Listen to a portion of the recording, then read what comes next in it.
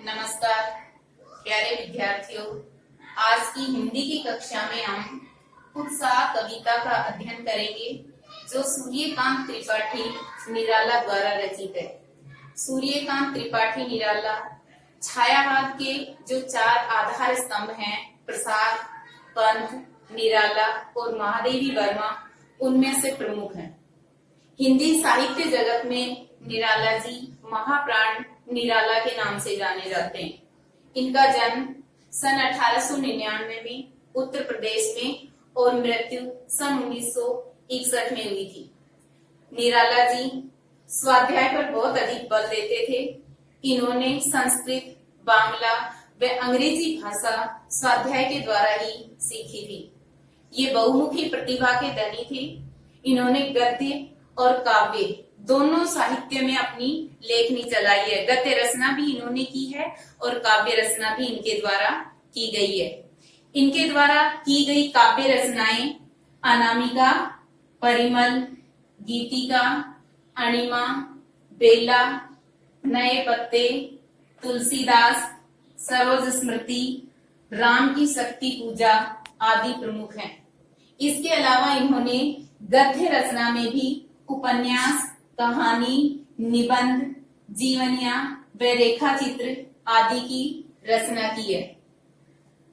निराला जी रामकृष्ण परमहंस व विवेकानंद की विचारधारा से बहुत अधिक प्रभावित हुए और उन्होंने उनकी विचारधारा को अपने जीवन में अपनाया भी था।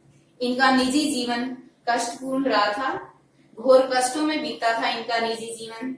जब ये बहुत छोटे थे उसी समय इनकी माँ की मृत्यु हो गई थी। मात्र 3 वर्ष की उम्र के ही थे ये। इसलिए इनका जो बाल्यकाल था, जो बचपन था, वो भी कष्टों में बीता। युवावस्था में इनकी पत्नी की मृत्यु हो गई और बाद में इनकी जो पुत्री थी उसकी मृत्यु हो जाती है। पुत्री की मृत्यु के पश्चात ये बहुत अधिक विचलित हो जाते हैं और इन्होंने अपनी बेटी की याद में सरोज स्मृति नाम से एक बड़ी कविता की रचना की है। प्रस्तुत जो कविता है उत्साह, वह एक आह्वान गीत है और उसमें कवि ने बादलों का आह्वान किया है, बादलों को बुलाया है।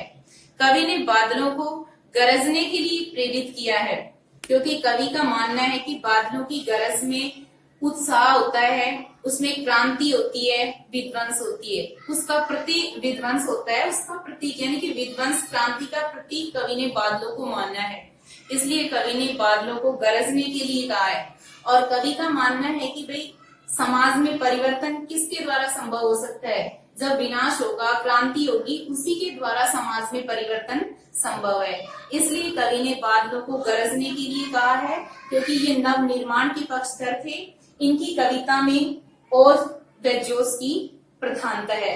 साथ ही अपनी कविता के माध्यम से ये प्यासे लोगों की प्यास बुझाने की प्रेरणा भी बादलों को दे रहे हैं।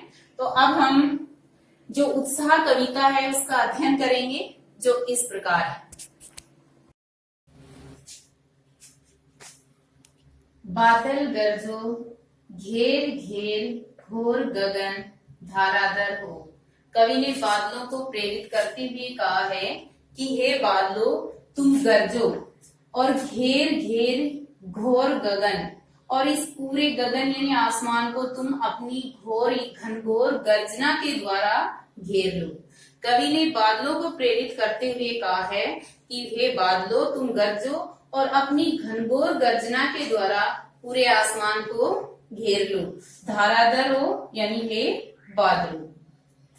ललित ललित काले घुंघराले। कवि ने बादलों से कहा है कि तुम ललित यानी सुंदर हो, काले हो और घुंघराले कहा है। कवि ने बादलों को सुंदर, काला और घुंघराला इसलिए कहा है कि जब जल से युक्त बादल होते हैं तो वो काले होते हैं और उनकी जो आकृतियां होती हैं वो विभिन्न प्रकार की होती हैं। इसलिए कवि ने उनको काले और घुंघराले कहा है। बाल कल्पना कैसे पाले, और कवि ने कहा है बादलों से कि तुम बाल बच्चे की कल्पना के समान पाले गए हो। बादलों के बारे में कवि ने कहा है कि तुम सुंदर हो, काले हो, घुंघराले हो और बच्चे की कल्पना के समान पाले गए हो।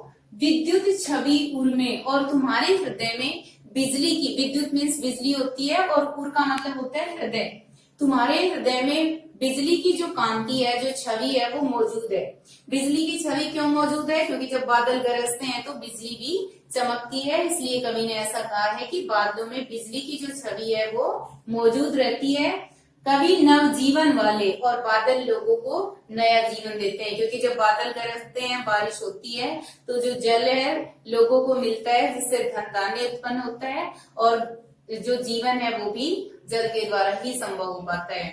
इसलिए कवि ने बादलों को नव जीवन देने वाला कहा है। वज्र छिपा नूतन कविता फिर भर दो, और कवि ने कहा है कि तुम्हारे अंदर वज्र की शक्ति छिपी हुई है, जिसे तुम मेरी कविता में भर दो। हे बादलों तुम गरजो, यानी कवि ने बादलों को गरजने के लिए प्रेरित किया है। एक बार इसको दोबारा देखते हैं कि बादल गरजो, कवि ने बादलों को गरजने के लिए प्रेरित करते हुए कहा है कि हे बादलों तुम गरजो और घेर घेर घोर गगन धाराधर को, कि हे धाराधर यानी हे बादलों तुम अपनी घोर घनघोर गर्जना के द्वारा संपूर्ण जो आसमान है उसको घेर लो। ललित ललित काले घुंघराले, कवि ने बादलों से कहा है कि तुम सुंदर हो। ललित मीन सुंदर हो, काले हो, और घुंघराले यानी विभिन्न आकृतियों वाले दिखाई देते हो। बाल कल्पना के से पाले, और तुम बच्चे की कल्पना के समान पाले गए हो। विद्युत छवि उर्मे कवि नवजीवन वाले, बादलों से कवि ने कहा है कि तुम्हारे हृदय में बिजली की जो छवि है, बिजली की जो कांति है, चमक है, वो मौजूद होती है, और तुम नया जीवन देने वाले हो। वज्र छिपा नूतन कविता फिर भर दो, और तुम्हारे अंदर वज्र की शक्ति छिपी हुई है, जिसे तुम मेरी कविता में भर दो। हे बादलों तुम गरजो। तो ऊपर की जो पंक्तियां हैं इसमें घेर घेर घोर, इन पंक्ति ये जो पंक्ति है या इन शब्दों में अनुप्रास अलंकार है। ललित ललित में पुनरुक्ति प्रकाश अलंकार है, और बाल कल्पना के से पाले जो पंक्ति है इसमें उपमा अलंकार है। अगला है विकल विकल उन्मन थे उन्मन विश्व के निदाग के सकल जन। इसमें गर्मी की ऋतु का वर्णन किया है कि जब बहुत गर्मी होती है तो सब तरफ लोग बादलों के आने का इंतजार करते रहते हैं, क्योंकि गर्मी से सब लोग व्याकुल रहते हैं। तो कवि ने कहा है कि विकल विकल, विकल यानी व्याकुल थे, उन्मन मीन्स उन्मने थे, मन कहीं भी नहीं लग रहा था किनका, लोगों का, कि सभी लोग गर्मी की वजह से व्याकुल थे और उनका मन कहीं भी नहीं लग रहा था। विश्व के निदाग के सकल जन, सकल जन मीन्स संपूर्ण लोग, और किस वजह से संपूर्ण लोग व्याकुल थे, निदाग की वजह से, गर्मी की वजह से सभी लोग व्याकुल थे। आए अज्ञात दिशा से अनंत के घन, और ऐसी स्थिति में किसी अज्ञात दिशा से जो अचानक है वो बादल आते हैं और फिर बारिश होती है। तो तप्त धरा जल से फिर शीतल कर दो। तो कवि ने कहा है कि इस तपती हुई धरती को तुम अपने जल से शीतल कर दो। हे बादलों तुम गरजो। दोबारा इसको देखते हैं। विकल विकल उन्मन थे उन्मन, यानी कि गर्मी की वजह से सब लोग व्याकुल थे, उन्मने थे, उनका मन कहीं भी नहीं लग रहा था। विश्व के निदाग के सकल जन, संपूर्ण जो लोग हैं वो निदाग मीन्स गर्मी की वजह से व्याकुल थे और उन्मने थे, उनका मन कहीं भी नहीं लग रहा था। ऐसी स्थिति में वो बादलों का आह्वान करते हैं, बादलों को बुलाते हैं। तो आए अज्ञात दिशा से अनंत के घन, यानी कि किसी भी ऐसी स्थिति में किसी भी अज्ञात दिशा से अचानक बादल आते हैं और फिर बारिश होती है। तो कवि ने कहा है कि तप्त धरा जल से फिर शीतल कर दो, कि तुम इस तपती हुई धरती को अपने जल से फिर शीतल कर दो, यानी बादल तपती हुई धरती को अपने जल के द्वारा शीतल करते हैं। और कवि ने बादलों से कहा है कि हे बादलों तुम आओ और आकर के यानी लोगों को नवजीवन प्रदान करो और उनकी जो धरती की जो तपन है उसको बुझाओ। इसके शब्दार्थ हैं धाराधर, धाराधर का मतलब बादल होता है। ललित सुंदर, विद्युत, विद्युत का मतलब बिजली होती है। और विकल व्याकुल, उन्मन मन में लगना, निदाग गर्मी, सकल सभी या संपूर्ण, घन बादल और धरा धरती।